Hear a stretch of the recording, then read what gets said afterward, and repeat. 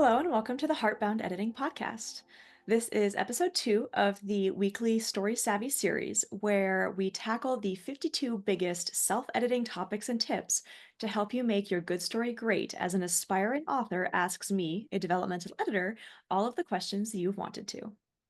Hi, my name is Agnes Wolfe, an aspiring fantasy author who hopes to release her first middle grade fantasy later this year, and also the host and founder of Authors Alcove. I'm here to go over the companion topic to last week's episode on identifying who you are writing to, this time genre and subgenre. So I'll be doing so with the developmental editor, Rebecca, who has helped dozens of authors refine their books. Rebecca? I am so excited to dive into genres and subgenres today, including how to pick the right ones, why it matters, and much more. By the end of this episode, you'll hopefully feel confident in choosing the exact right categories and labels for your story. Agnes, I know you're still struggling a bit with choosing the specific genre labels for your upcoming book. So, what are some of your first questions around that? I'm still not totally sure what genre my book fits into exactly, and I'm hoping to figure that out by the end of this episode. First of all, why is knowing this important? And will labeling my book the wrong genre affect its overall success? Knowing your genre is super important to making sure that your book ends up in the hands of people who really want to read it. And getting that label wrong will mean that people who aren't looking for what you're writing and who will be frustrated or surprised in a bad way or disappointed with your book might pick it up, and you're going to end up with negative reviews. You're going to end up with sort of shelving confusion. So, nailing your genre is really important at every stage for what you're including, how you're editing it, and especially how you're marketing it. So, what exactly is genre? Because I have been told that fantasy is not a genre, which is part of why I'm stuck. What is my genre?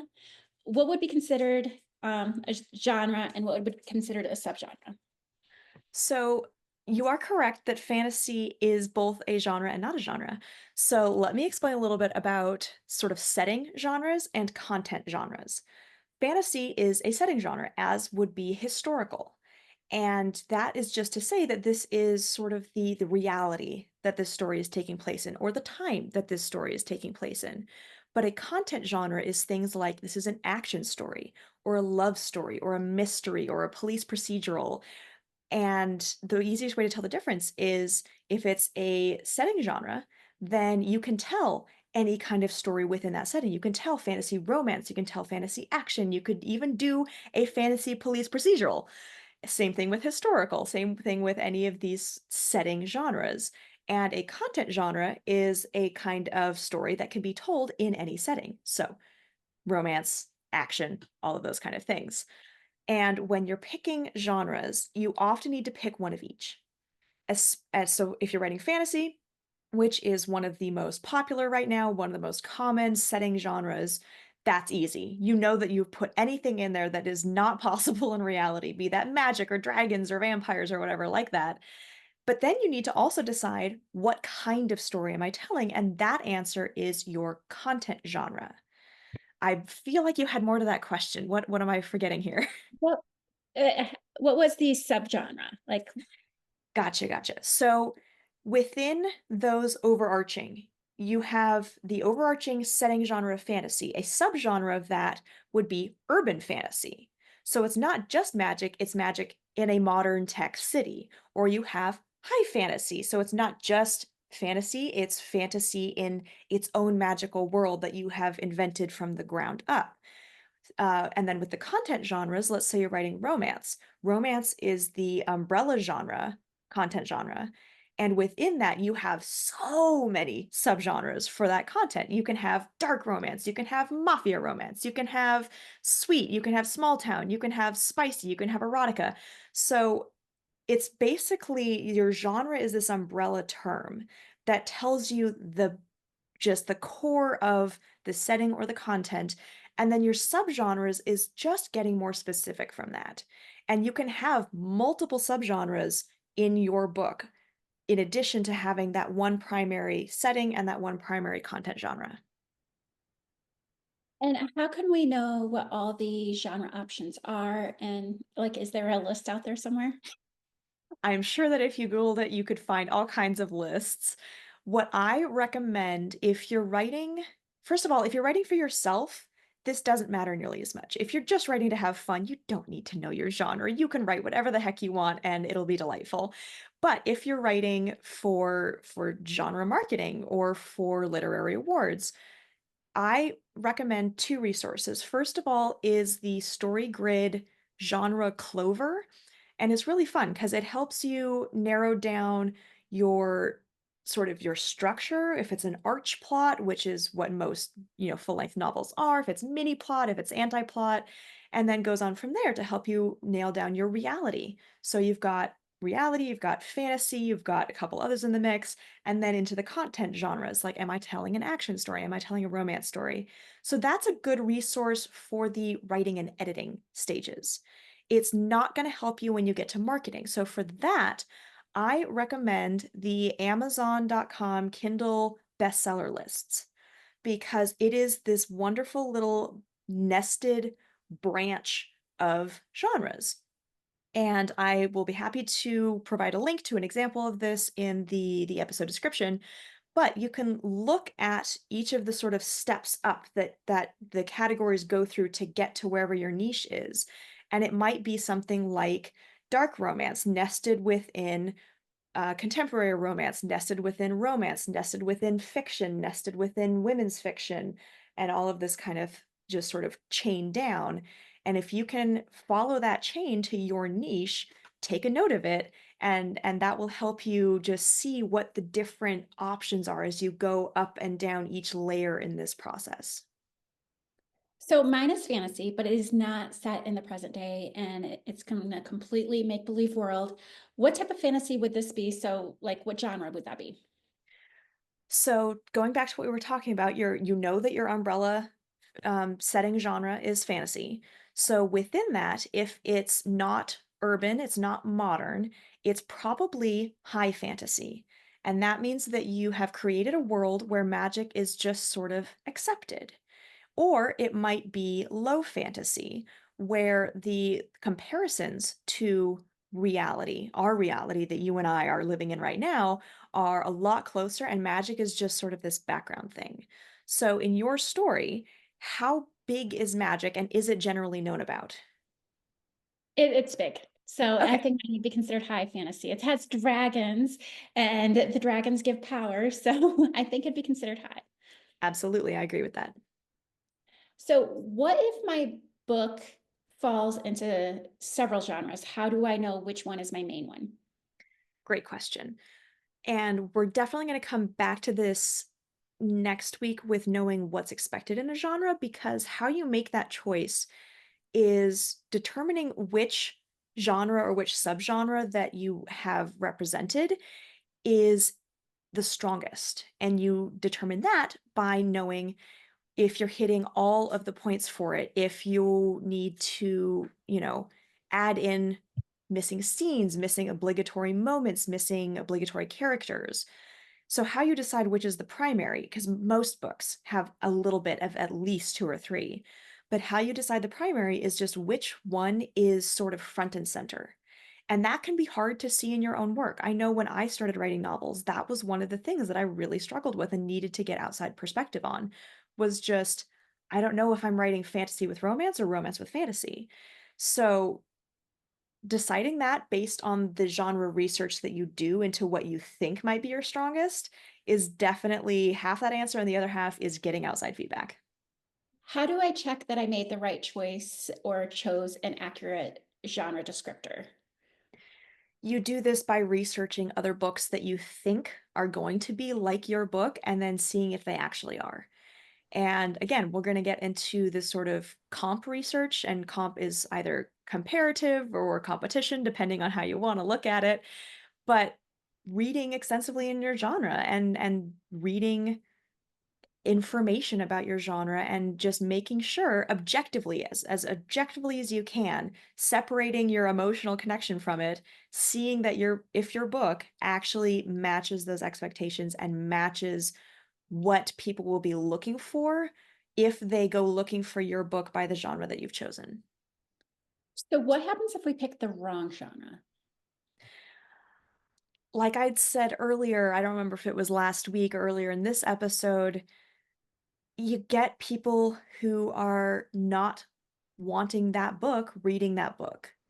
And this is a problem from the, I don't know, just sort of kindness as an author perspective, where you want to give people what they're going to love. But if you get the genre wrong, you're going to have someone who wants to read urban fantasy romance picking up middle grade YA high fantasy because the genre was mislabeled, or the sort of the presenting material, the title, the cover, the blurb misrepresent the genre. And they're going to be very disappointed that they didn't get what they wanted, that they didn't get what they were looking for. And in addition to that, one of the possible downfalls of choosing the wrong genre is no one's going to give it a chance in the first place because it's going to get shelved, be that literally in a bookstore or or metaphorically on a digital platform. It's going to get shelved wrong, and it's going to be stuck on a shelf between books that aren't like it. So people who are looking for that kind of book aren't going to be looking on that shelf. And the people who are looking at that shelves aren't looking for that kind of book.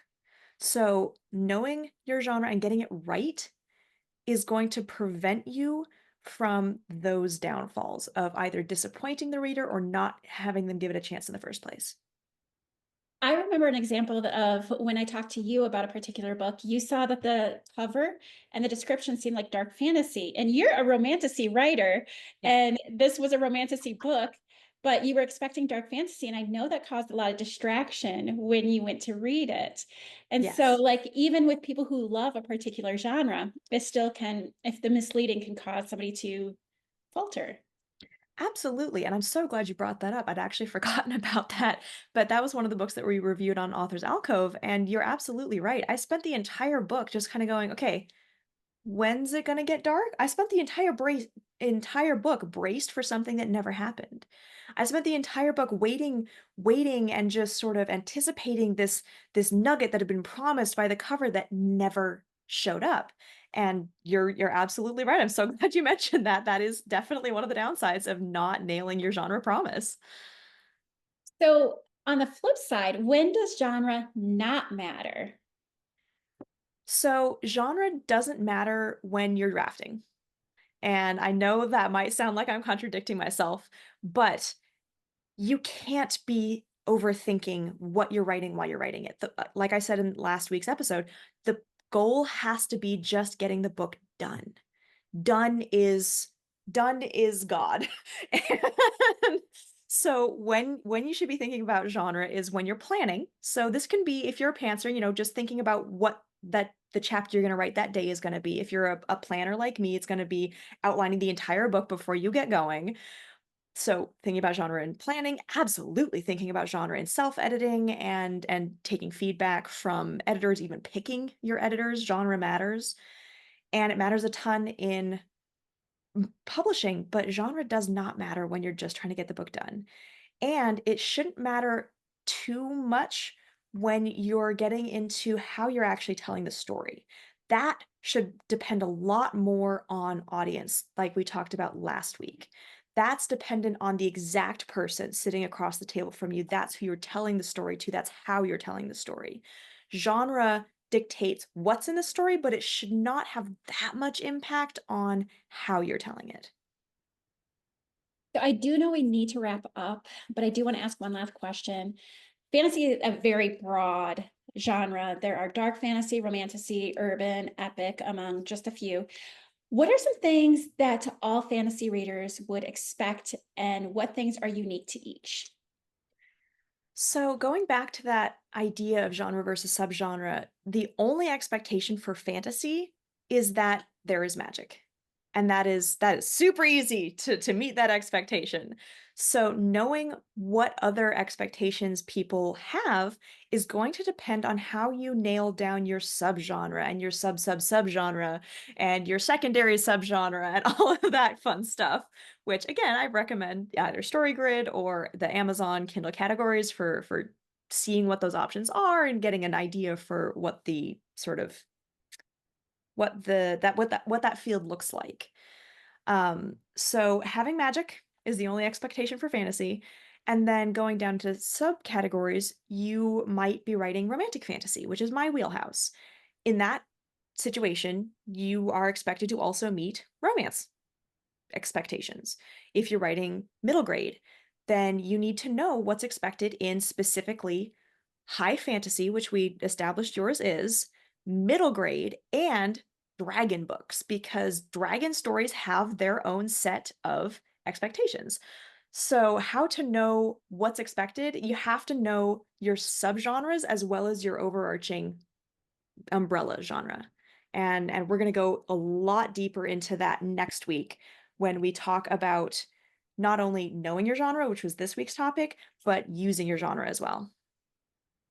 Thank you so much for your insight. It has helped me a lot. Of course, knowing your exact genres is so vital to both storycraft and eventual marketing. So, like I said, next week we'll step further and explore how to satisfy your ideal reader's genre expectations as authors. For now, I really want to thank our listeners. If you could help us out by liking and subscribing to the Heartbound Editing Podcast and the Author's Alcove Podcast, we'd be very grateful. And you can find lots more content for fantasy authors and readers beyond this joint series in both of those podcasts. And I can't wait to dive deeper into genre and subgenre. See you then.